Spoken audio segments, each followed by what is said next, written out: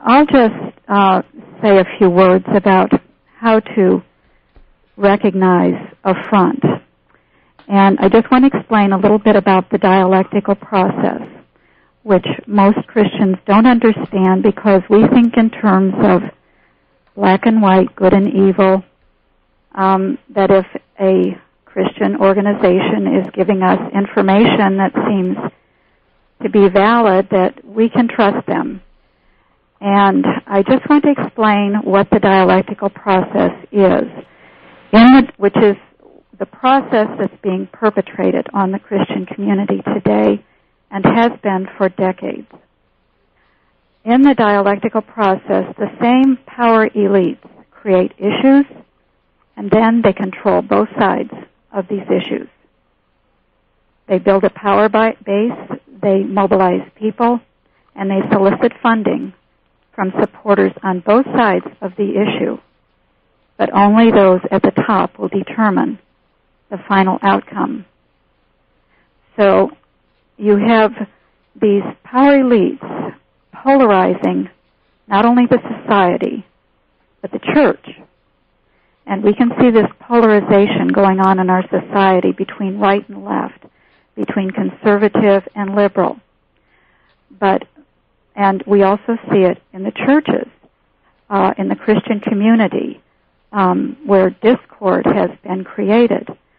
But when you really do the research and you find out who is behind all of this discord, and it takes an enormous amount of research because you have to peel away layers of deception and get at the identity of who is funding and who is putting out the propaganda.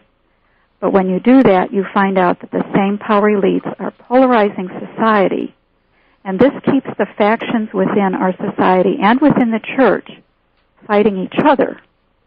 And the net result is that they do not recognize the people at the top that are working both sides of the street in order to keep attention away from themselves. Now, last week I talked about the protocols of Zion.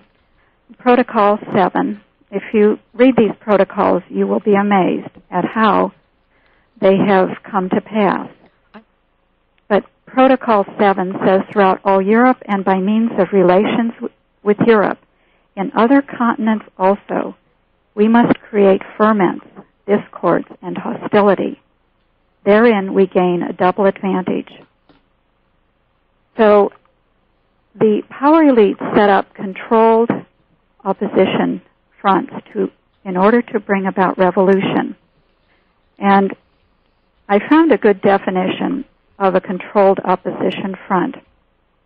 Listen to this. The way to wield supreme power in any situation is not to stamp out all opposition.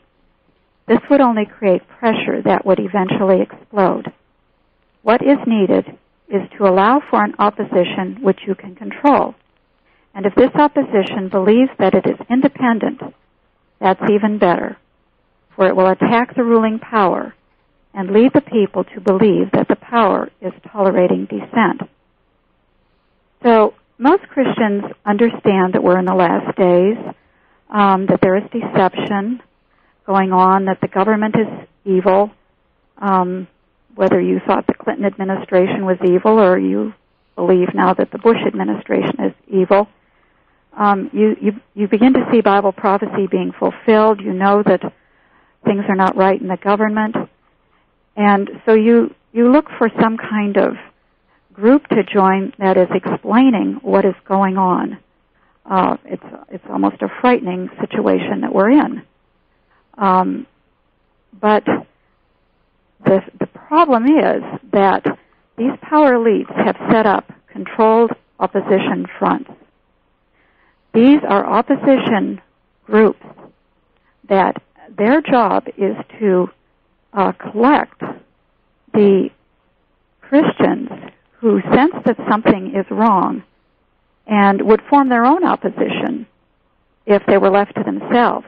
So they set up fronts to control them.